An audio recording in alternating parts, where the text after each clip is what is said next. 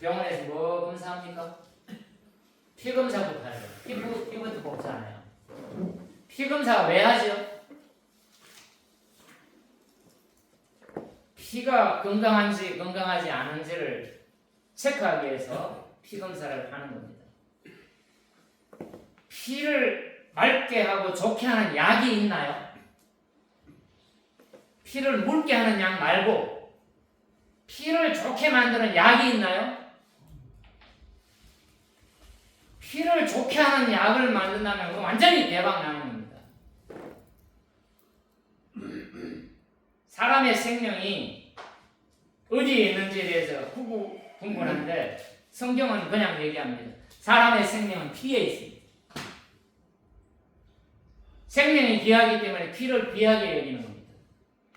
그래서 짐승조차도 피째 먹지 말라고 하는 겁니다. 그러니까 사슴 피가 좋다고 그 피를 꿀떡꿀떡 마시는 것은 성경적이지 않습니다.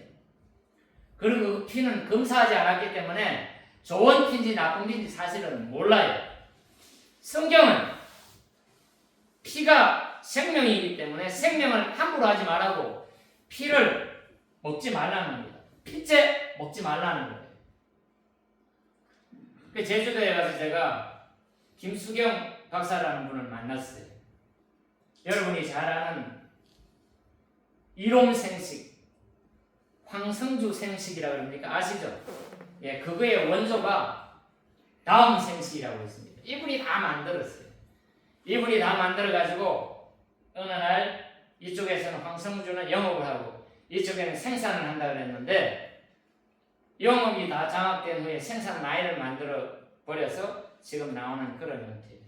그 원조 대신 김수경 박사님을 만났는데 제가 그때는 그 공장이 여주에 있었어요. 지금은 저 경남 사천에 동결건조 공장이 있고 그 다음에 영월도 있고 평창도 있고 뭐 있다 그래요. 근데 그분을 만났더니 요즘은 대방어천이라고 전심을 사주시는데 방어를 사주시거든요. 근데 얼마나 뭐가 많이 나오는지 제주도에서 제일 잘하는 집이라고 그렇게 소개하면서 아주 대접을 받았는데 그때 말씀을 하시는 거예요. 우리의 몸이 건강하려면 피가 깨끗해야 돼요. 피가 더러우면 죽잖아요. 그래서 몸 속에 있는 피를 걸러내는 것이 망가지면 피를 우리가 다시 집어넣는 걸 뭐라 그러죠? 투석. 수혈. 투석. 수혈 말고 투석을 한다 그러잖아요. 걸른다 말이에요. 피를 걸러가지고 다시 집어넣는 거예요. 우리 몸 속에서 그 일을 해내야 되는데 그걸 하지 못하니까 투석을 하는 겁니다. 그래서 운동을 적당히 하고 혈액순환이 잘 돼야 이 몸이 건강한데 혈액순환이 안 되면 머리가 띵하다든지 발 저 끝에 각질이 생긴다든지 이런 것들은 혈액순환이 잘 안 되니까 몸도 차고 힘든 겁니다. 피를 깨끗하게 해야 돼요. 피를. 그래서 그분이 말씀하시는데 그분은 생식 전문이니까 생식이 몸에 좋은 대로 이렇게 분석을 해가지고 그것을 하는데 81세가 된 분이 치매가 와가지고 빨리 가가지고 자기가 좋은 생식을 다 처방했더니 치매가 나아서 정상적으로 왔다 그래요. 그만큼 좋은 음식은 우리의 몸을 좋게 만들고 피를 맑게 하고 그렇게 하는 겁니다. 오늘 요한 3서는 한 장이 되어 있거든요. 요한 3서 1장 2절에 보니까 사랑하는 자가 내 영혼이 잘 된 같이 내가 범사에 잘 되고 강건하기를 원한다 그러잖아요.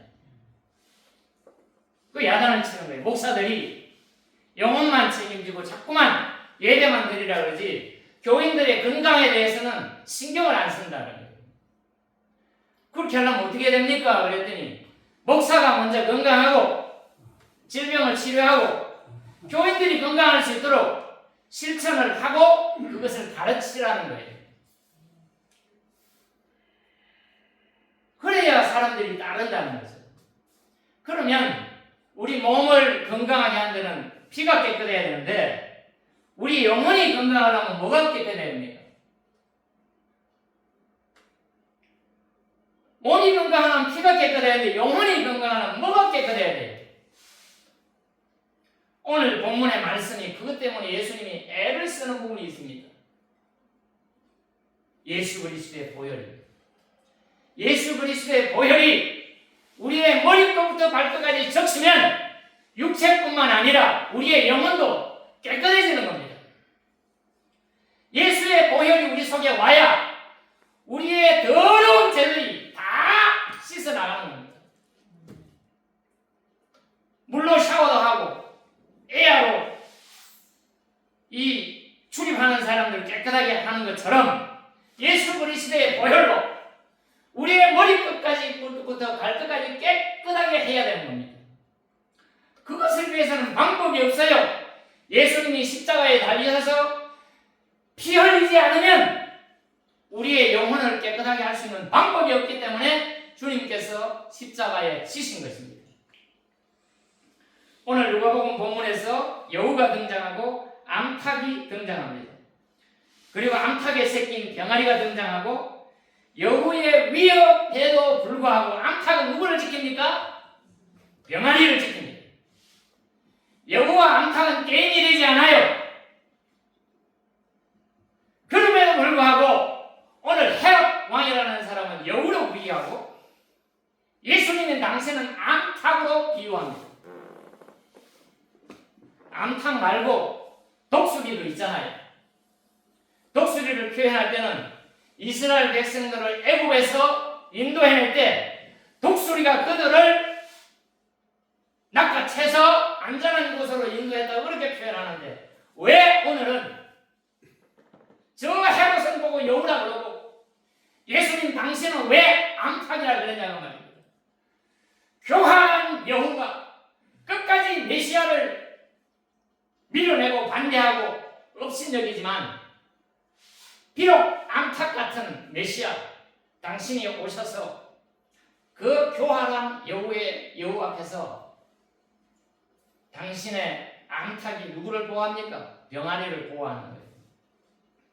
여기 그 전에 지금 요 카페로 꾸미고 있는 그 자리에 염소가 있었고 염소 풀을 먹이기 위해서 거기에 이 집을 많이 갖다 놨어요. 그냥 온 운동장이 다 집이었어요. 근데 저 아는 분이 이 청개가 너무 많이 울어서 잠을 못 잔다고 제발 다 가져가라 그래가지고 청개를 갖다가 여기다 풀어놨더니 개들이 먹이도 안 줬는데도 알을 그렇게 잘 넣고 계란을 수북하게 나눠요. 그 계란이 10개가 되면 암탉이 알을 품기 시작하는데 청개가 얼마나 이 활동성이 좋고 그런지 이 고양이나 개가 잡을 수가 없어요. 잡으려고 하면 날아버립니다. 지금 여기 있는 저기 닭은 안 그런데 그건 굉장히 그래요. 제일 위험할 때가 알을 품을 때예요. 알을 품을 때 꼭 알을 품는 자기 알을 보호하기 위해서 희생을 당하더라고요. 그런데 일단 알을 품어서 병아리가 움직이기 시작하면 병아리 때문에 사나워지잖아요. 멧돼지도 새끼 때문에 사나워지잖아요. 요 옆에 한우수설하고 포수 얼마나 이 멧돼지를 잡는 포수인데 나무하러 갔는데 엄청나게 큰 멧돼지가 오니까 어떻게 할 수가 없더래요. 그런데 보니까 새끼가 따라오고 그래가지고 그 포수가 나무에 올라가가지고 멧돼지가 가기를 기다렸다가 내려왔다는 거 아닙니까? 오늘 주님께서는 암탉이 병아리를 보호하듯이 오늘 우리를 어떻게 한다? 보호한다는 것을 가르쳐 주시는 겁니다. 그런데 병아리가 엄마를 벗어나면 어떻게 됩니까? 위험하죠. 고양이한테 잡히거나 개한테 잡히거나 심지어는 쥐도 병아리를 먹을 수가 있습니다. 그러니까 예수님이 오늘 그렇게도 원하면서 이스라엘 백성들을 품으려고 그렇게 애를 쓰는데 이스라엘은 품어주지가 않는 겁니다. 예수님 앞에 먼저 선지자와 예언자들을 계속 보내는데 그 말을 알아듣지 못하고 넓은 길로 가기 위해서 좁은 길로 안 가니까 오는 예언자들, 선지자들 다 잡아서 죽이는 겁니다. 그러니 마지막으로 오신 예수님이 예루살렘아 예루살렘아 예루살렘아 예루살렘에는 선택받은 사람들의 통칭입니다. 조금 더 오늘날로 고민을 느끼면 예수를 믿는 사람 온 인류를 향해서 하시는 말씀이 예루살렘아 예루살렘아 내가 너를 앙탈이 병아리 새끼를 품도록 그렇게 원하는데 왜 그 품에 안 들어오냐 그 말입니다. 주님의 품에 들어와서 제발 내 보호를 받아라. 보호받지 않으면 결국은 죽음밖에 없다라는 부분을 예수님이 말씀하시는 것이 오늘 말씀입니다. 거기에 헤롯이 나오는데요. 그 헤롯은 어떤 헤롯이냐면 원래 헤롯 대왕이 있어요. 헤롯 대왕이 어떤 사람이냐면 폭군이고요. 예수님이 태어나서 동방박사들이 인사로 왔다 그랬잖아요. 동방박사들이 인사로 이렇게 와가지고 메시아로 태어난 사람이 어디서 났냐 별을 보고 찾아왔는데 그랬더니 그걸 왕궁으로 갔더니 헤롯이 깜짝 놀래가지고 그 메시아라는 애기를 찾으면 나한테도 얘기하라. 나도 인사로 가겠다. 이렇게 얘기해요. 그런데 하나님의 천사가 그들이 예수님 성탄할 때 찾아가가지고 황금과 유학과 모략을 드리고 경배하고 다른 길로 떠나갔어요. 왜? 헤롯이 죽인다 그러니까. 그러니까 헤롯이 화가 나가지고 그 시점부터 2살 이하의 아이를 다 죽여버린 거 아니에요. 그때 그 왕이 헤롯 왕인데 그게 폭군 헤롯 대왕이에요. 그런데 오늘 여우라고 지칭하는 헤롯 또 하나 있어요. 그거는 그 헤롯 대왕의 아들인데 헤롯 안티바예요. 헤롯 안티바스라는 사람인데 이 사람은 어떤 사람이냐면 그때 당시 이 헤롯 대왕은 유대 나라를 다 통치했지만 그 다음부터는 나라를 쪼개서 이렇게 분봉왕으로 나눠준 거예요. 영주점 되게 만들어준 거예요. 근데 그 시대의 문화가 제가 문헌에 이렇게 봤더니 얼마나 이스라엘의 왕되기를 원하는 사람이 많던지 이 동네는 누가 왕이라고 하고 저 동네는 누가 왕이라고 그러니까 이 헤롯 안디바도 왕에 대해서 조금 더 로마 정부로부터 좋은 평판을 받아가지고 전체를 다스리고 싶은데 예수님이 늘 눈에 거슬리는 거예요. 그런데 자기가 다스리는 갈릴리 노 지방에 와가지고 예수님이 뭐를 몰고 다닙니까? 유명세를 몰고 다니고 새를 몰고 다니니까 저 예수님 때문에 소요 사태라도 나면 로마 정부로부터 내가 그 진압을 잘못하면 찍혀서 분봉왕 그냥 전체를 다스리는 그냥 분봉왕도 모가지 날아갈까봐 겁이 나니까 바리새인들이 헤롯이 당신을 죽이려고 하니 피하라고 이렇게 지금 얘기를 하는 겁니다. 그런 배경이에요. 그 문헌을 보니까 얼마나 왕 되기를 바라는 사람이 많았던지 자기의 이마에다가 머리띠로 나는 이스라엘 왕이다 이러고 다니는 사람조차 있었다고 해요. 문헌에 보니까. 그만큼 혼란스럽고 전국이 불안한 거예요. 지금 세상하고 똑같은 그런 상황 속에 어떻게 하면 왕이 한번 되고 될까? 어떻게 하면 대통령이 한번 되볼까? 서울시장이 될까? 부산시장이 될까? 난리 구설하는 게 지금 오늘하고 흡사한 그런 과정 속에 있었던 겁니다. 이 헤롯 안티파스 교화라는 여우는 왜 여우라고 그러냐? 이스라엘에는 포도원이 있었잖아요. 아가서 3장 2절인가 보니까 포도원을 흐는 여우를 잡아라 그래요.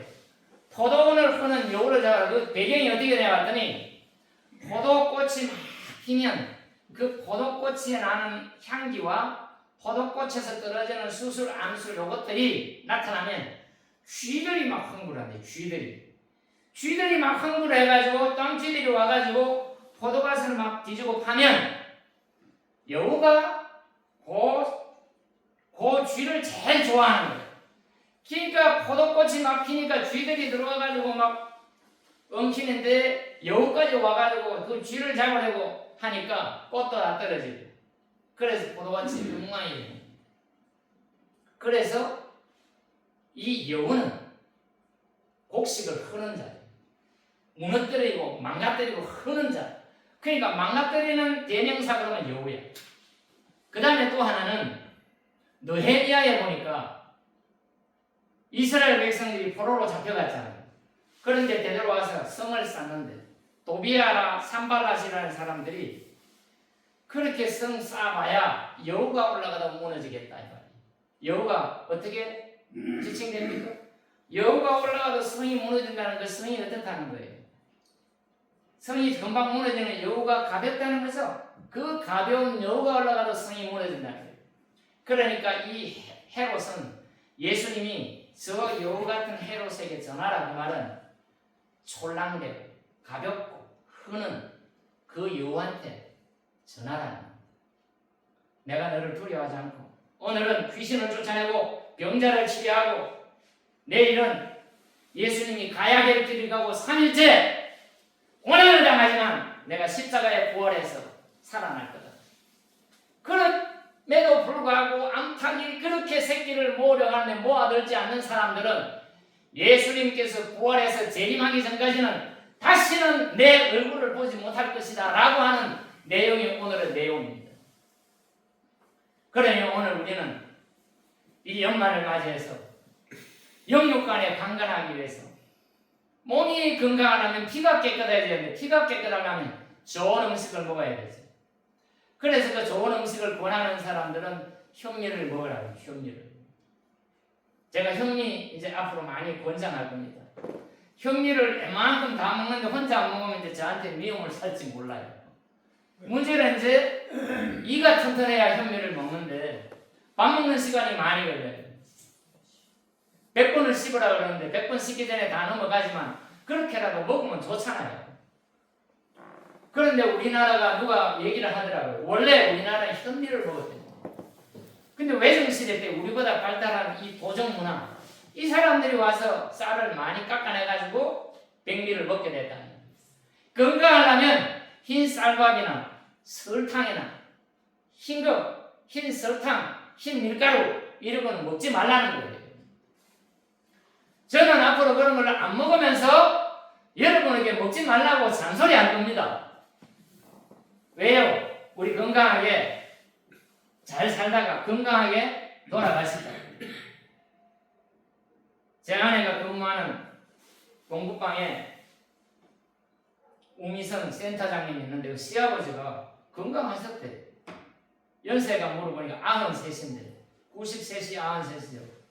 93인데 노치원에 갔다 왔대. 노치원에 갔다 오고 노치원에 가니까 뭘 이렇게 잡는데 잘 떨어뜨린다 그래가지고 병원에 갔더니 연세가 많아서 그래요. 그랬다는 거예요. 근데 보면 돌아가셨어요. 제가 볼 때는 아마 뇌출이 이루어지지 않았나 개인적으로 생각할 때는. 그렇게 해서 건강하게 사시다가 93이 됐는데 딱 돌아가시면 자손들이 볼 때는 좀 섭섭할지 모르겠지만 치매에 걸려가지고 아들을 의심하고 내 돈 어디 갔냐 그러고 이러는 것보다 건강하게 사시다가 똑 돌아가시면 좋지 않냐 그 말이죠. 우리 그렇게 기도합시다. 하나님 따라서 하나님 치매 걸리지 말고 건강하게 살다가 바로 천국에 이사가게 해주세요. 그렇게 살 수 있도록 하십니다. 근데 자꾸 안 좋은 거 먹고 피가 들어오지는 골골골골 하다가 나도 고생하고 남도 고생시키다가 돌아가시지 말고 좋은 거 잡수시고 영육간에 좋은 거 잡수시고. 제가 막 적어왔어요. 술이 왜 안 좋은지. 알코올은 간에서 대사하며 과도한 섭취 시 간에 부담을 주어 지방간, 간염, 간경화로 이어질 수 있다. 또 알코올은 중추신경에 영향을 미쳐 기억력 감퇴, 뇌기능 저하를 유발한다. 만성 음주는 면역력을 저하시켜 감염성 질환의 위험을 높이고 심혈관 질환과 일부 암, 간암, 구강암 등의 위험을 증가시킵니다. 예시, 소주, 맥주, 와인, 칵테일, 막걸리도 넣어야 돼요. 막걸리 다 들어가요. 술을 너무 즐기는 사람 앞에 제가 이 얘기를 계속 할 겁니다. 술 말고 좋은 거 잡수시고 저녁마다 아침마다 하나님의 말씀을 보고 예수 그리스도의 보혈로 육신 육신의 피도 깨끗하게 하지만 우리의 영도 깨끗하게 했어. 예수의 피 말고는 깨끗하게 할 피가 아무것도 없어요. 우리의 영은 예수의 피밖에 없습니다. 아멘. 불교에 가보십시오. 피로 씻으라는 게 있는지. 아무 데가 없어요. 교회 외에는, 예수님 외에는 피를 씻을 데가 아무 데도 없어요. 그러니 이게 맞아 들어가지 않아요? 육신을 건강하게 하는 게 피인데 영혼을 건강하게 하는 게 예수의 피밖에 없다고. 이건 제가 어젯밤에 잠 안 자고 기도하면서 하나님이 불 때면서 가르쳐 주신 원리예요. 그 회장이 육신의 피 깨끗하게 하라는데 영혼을 깨끗하게 하려면 어떻게 할래? 예수의 피밖에 없다. 그러니 예수의 피로 깨끗하게 씻자. 그 말입니다. 우리 모두 내년부터 좋은 거 많이 먹고 피도 깨끗해지고 몸도 건강해지고 신진대사가 잘 돼가지고 기억력도 좋아지죠. 그래서 누가 그 생식을 먹으면, 생식을 제가 가져와서 좀 먹어보려고 그러는데 좀 비싼 것 같아요. 작심교회가 만약에 생식을 먹게 되면 원가로 좀 주세요. 강남희 집사님이 예전에 제가 택배할 때 이름 생식인지 다음 생식인지 한 박스 갖다 준 기억이 나는데 그걸 원가 내지 원가 이하로 좀 달라고 그러더라고요. 그렇지 않으면 콩농사를 짓든지 아니면 현미를 현미를 많이 쓰니까 콩은 300톤을 쓴다 그래요. K를 잔뜩 재배해가지고 가져오면 받아준다고 회장님은 그랬는데 사장 아들이 받아줄지 모르겠는데 어쨌거나 영육간의 강건한 모습이 작실교회에 나타나기를 주의 이름으로 축원합니다. 아멘. 원장님 그런 거 먹였더니 그냥 잘 걸어다니시고 허리도 쭉 펴지고 이런 일이 일어나기를 주의 이름으로 축원합니다. 오늘 본문 짧으니까 한 번만 더 읽고 예배 마무리하도록 하겠습니다. 그냥 요한복음 13장을 한번 보겠습니다. 요한복음 13장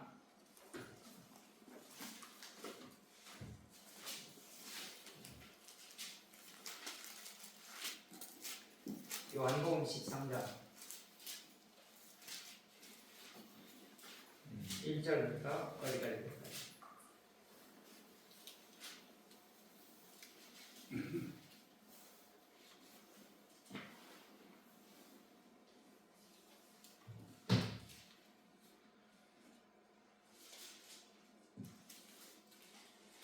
주님이 우리를 예비하러 가는 데가 어디에 나오죠? 요한복음 13장인 걸 알고 있는데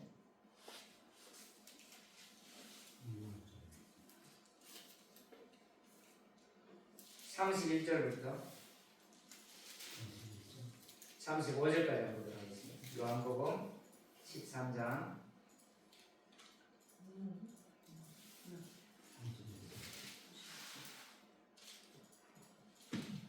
31절부터 시작. 유다가 나간 뒤에 예수께서 말씀하셨다. 이제는 인자가 영광을 받았고 하나님께서 인자로 말미암아 영광을 받으셨다.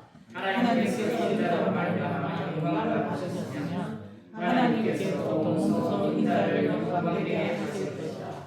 이제 곧 그렇게 하실 것이다. 의인 자녀들아 아직 잠시 동안 내가 너희와 함께 있다. 그러나 너희가 나를 찾을 것이다. 내가 일찍이 유대 사람들에게 내가 가는 곳에 너희는 볼 수 없다 하고 말한 것과 같이 지금 나는 너희에게 말하여 둔다. 이제 나는 너희에게 새 계명을 준다. 서로 사랑하여 내가 너희를 사랑한 것 같이 너희도 서로 사랑하여 너희가 서로 사랑하면 모든 사람이 그것으로서 너희가 내 제자인 줄 알게 될 것이다. 14장이었네. 14장. 주님께서 우리에게 영원한 처소를 마련하러 간다는 내용을 말씀드리고 싶었는데 내가 가서 너희가 있을 곳을 마련하면 다시 와서 너희를 나에게로 데려다가 내가 있는 곳에 너희도 함께 있게 하겠다. 너희는 내가 어디로 가는지 거기를 알고 있다. 어쨌거나 주님께서 끝까지 우리를 책임지시고 하나님의 사람들은 주님을 따르는 암탉이 병아리를 보호하는 것처럼 주님께서 우리를 끝까지 보호한다는 게 철두철미하게 믿고 이 해를 보내고 한 주를 살아가는 여러분들에게 주의 이름으로 축원합니다. 아멘.